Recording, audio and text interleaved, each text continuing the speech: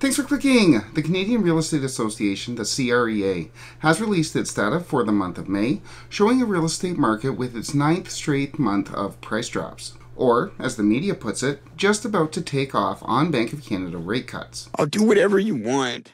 Indeed, but the media was echoing comments made by CREA economist and one-day Nobel Prize winner Sean Cathcart, who used his monthly interview to provide us with some insight as to where the real estate market is going. Cathcart didn't mention the downward revisions in the CREA's price data, and the media of course didn't pick up, but we'll definitely get into it. But, contrary to Sean Cathcart's assessment, the crystal ball himself, Mr. Phil Soper, took to Bloomberg to go over his outlook, which actually acknowledged basic economics.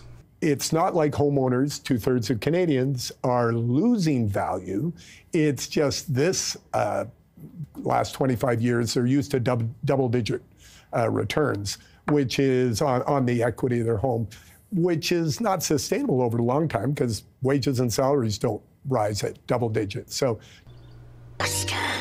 betrayed us. So what I want to do today is go over Canada's real estate data for the month of May, as well as its revisions, take a look at the interviews with both Sean Cathcart and Phil Soper, and then discuss some implications. As we'll see today, many of the forecasters say the real estate market hinges on future Bank of Canada rate cuts, which will be dependent on Canada's inflation data coming out next week. We'll obviously have an update out on that data on this channel. Click like and subscribe if you want to get those updates, but for now, let's get into this data.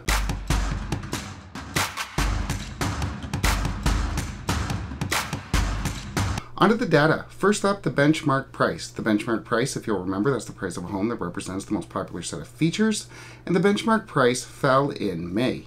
The benchmark in April was $716,000, and that fell, though marginally, to $714,300. So that's about a $1,700 drop in the benchmark price last month, and about a $17,000 drop in the benchmark price since this point in time last year. Now, for regular viewers of this channel, these prices might seem a little strange. As we noted specifically last month, the prices had not changed between March and April, with the benchmark price staying exactly the same. The benchmark price stayed exactly the same in April, down to the 100, remaining at $719,000, yet the benchmark price numbers appear to be different this month. Luckily, I had last month's numbers on hand, and I say lucky as the CREA doesn't allow us to access old reports in the same manner as the other boards do. Keep your mouth shut. So, looking at the revised numbers, last month we had thought that the benchmark price had stayed the same at $719,400. In fact, it had not stayed the same, it was dropping. And, sadly, remember back in March when Sean Cathcart took the time to teach us all calculus? You know, they always say you'll never use calculus after high school. It's not true. We're actually going to do that right now. That's awful because you don't want to know what I got in calculus in high school. So let's just make this as basic as possible for everyone watching. You know, if the real estate industry didn't spend so much time calling potential clients poor or stupid, they might not need to post so much nonsense. Don't worry. Everyone will get it. Okay. So prices fell 1.3% month over month in January, which was pretty big. And then they were flat in February. So the difference in those changes, it's called the change in the change. That's in calculus, that's your second derivative, was plus 1.3%. It's very rare. Sadly, now with the revised numbers, that change in the change is now only sitting at 0.3%. So I guess we all learned calculus for nothing, which was also true the first time as it was nonsense back then. Regardless, prices are falling. In fact, they've been falling for the past 9 months. Down a total of $36,000 since August of 2023. Now, I'm not saying at all that these downward revisions were intentional on the part of the CREA. We see downward revisions or upward revisions all of the time. Just ask Stats Canada. Well, I'm sold. But the benchmark price has fallen about $36,000 since August of last year. It is now only about $7,000 or $8,000 away from hitting post-pandemic lows. And we've heard nothing but optimism coming out of the real estate industry since December. But that optimism, at least for last month, was not present in Cathcart's monthly summation. Home sales, they're pretty flat. New listings, pretty flat.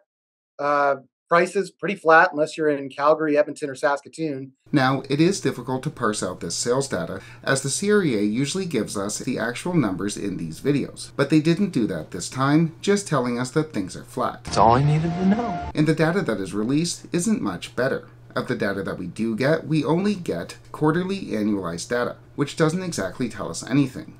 Then, if we look at the text of the release from the CREA, we see that sales dipped 0.6% month over month, but that doesn't really tell us anything year over year. It doesn't tell us anything about where we would expect the sales to be for the month of May. More than you could possibly imagine. With that said, we can get at least some idea of the number of sales relative to that of inventory by looking at the months of inventory measurement, the MOI, which measures if no more homes came to the market, how long would it take for Canada to completely run out of homes for sale. As of May, Canada had the highest MOI that it's had in May since 2020. So, judging from this data, there's a lot more inventory relative to that of demand sitting on the market. With all of that said, Cathcart says that none of this actually matters given the Bank of Canada's rate cuts. In fact, the May data might as well be ancient history at this point because we're talking about what happened before that June 5th announcement, which is almost certain to change the channel going forward. And yeah, that's actually a good point. We really don't know, for sure, how buyers are going to respond to these Bank of Canada rate cuts, whether or not there'll be a big return to the market in June. With that said, according to the housing visionary himself, Mr. Phil, young people should take a look at variable rate mortgages in 2021 sober, things aren't looking that great thus far. The first couple of weeks of June, we haven't seen a surge in activity. There's been an uptick, but not a surge.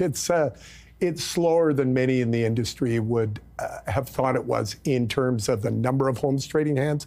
Prices are flat. We should get talking points. Yeah, that's about the most pessimistic I've ever seen Phil Soper act. And then he went on. The momentum has clearly shifted. We are seeing prices rising. Don't change too much, Phil. With that said, while Soper did acknowledge that a mere 25 basis points worth of rate cuts won't drastically change affordability for anyone, don't count out FOMO. Structurally, it was helpful, but only a little bit. Psychologically, my guess is that the tipping point has been reached, and we'll see prices continue to accelerate in the second half of the year, but it'll be interesting if those volumes catch up. And yeah, we've talked about that before on this channel. So much of the real estate market following the bank's rate cuts is going to be based off psychology. Whether or not would-be homebuyers think prices are going to rise. Do whatever I can to help you. And psychology isn't really measurable. As we've talked about before, we do have some polls saying that X amount of buyers are going to enter the market when the Bank of Canada cuts rates. But, as we've also talked about, many of those polls have a lot of problems in that they don't talk about house prices. So, in summary, the benchmark price is down again, down for the 9th month in a row.